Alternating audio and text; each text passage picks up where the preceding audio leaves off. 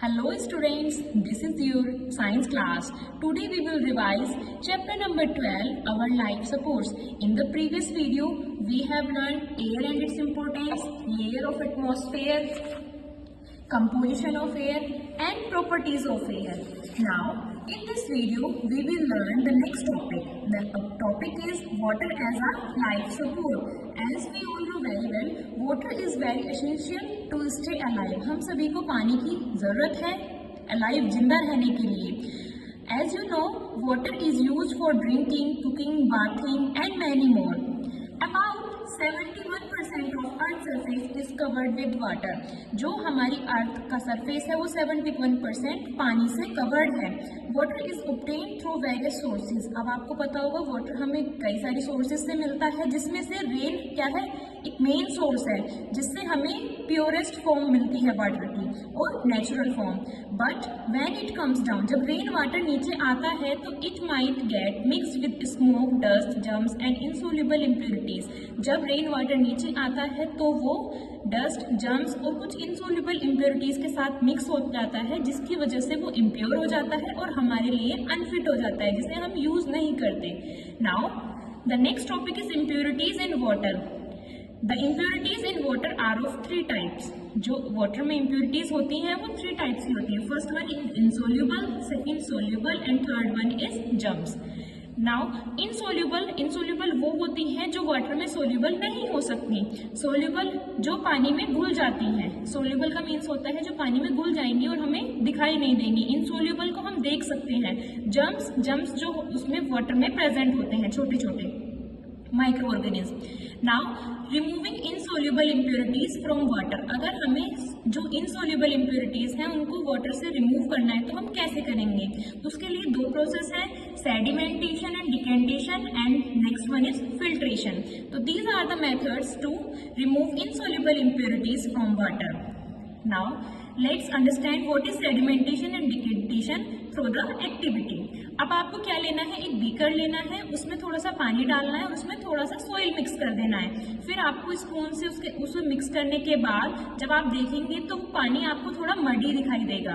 अब उस मिक्सचर को आप कुछ टाइम के लिए रख दीजिए, उसको बिना हिलाए और बिना छेड़े उसको थोड़े टाइम के लिए रख दीजिए.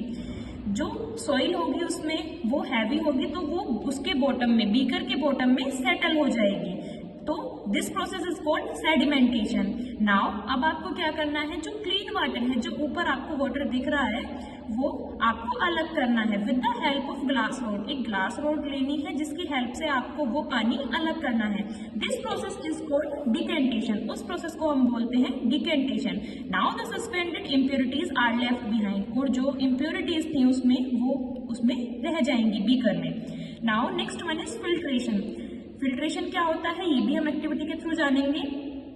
आपको एक सर्कुलर फिल्टर पेपर लेना है, उसको कोन की शेप में फोल्ड करना है. उसको फिर आप उसको फनल में अटैच करेंगे. फनल में अटैच करने के बाद जो आपका वाटर था आप उसको दूसरे बीकर में डालेंगे वाटर, लेकिन वो उस फिल्टर पेपर से होके जाना चाहिए. अब आप क्या देखेंगे कि जो वाटर था, प्योर वाटर था, वो नीचे दूसरे बीकर में आ जाएगा और जो उसमें कुछ इम्प्योरिटीज थी वो हमारे फिल्टर पेपर पर रुक जाएंगी.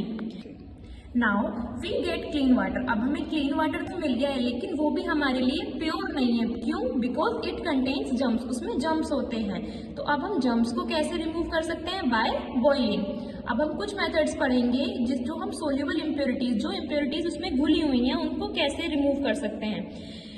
By evaporation and by distillation. These two are the methods to remove soluble impurities from water. What is evaporation? Evaporation क्या होता है? In this method, impure water is heated until it boils. जो आपका water है impure, उसको तब तक heat किया जाता है जब तक वो boil नहीं हो जाता. After some time, water evaporates, leaving the impurities behind. और कुछ टाइम बाद जो water होता है वो evaporate हो जाता है और जो उसमें impurities होती हैं वो वहीं पे रुक जाती हैं. Now, let's understand something about evaporation or distillation. Now, activity 7. Add 2 spoon of salt sugar in a beaker and stir it well.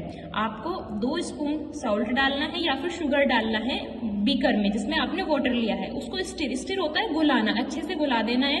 Can you see any salt और शुगर इन द बीकर? तो जब आप उसको घुला देंगे तो आपको salt या sugar बिल्कुल भी दिखाई नहीं देगा बीकर में। Take some of it in a metal bowl and heat until water disappears completely. फिर आपको एक मेटल बाउल में उसे डालना है और उसको हीट करना है जब तक वाटर कम्प्लीटली डिसअपियर यानी कि वाटर कम्प्लीटली गायब नहीं हो जाता है। What is left in the bowl? अब बाउल में क्या बचा? A crystal of salt sugar is left behind. जो आपने लिया था या तो सोल्ट लिया है तो सोल्ट बचेगा और अगर शुगर लिया है तो शुगर उसमें बच जाएगा।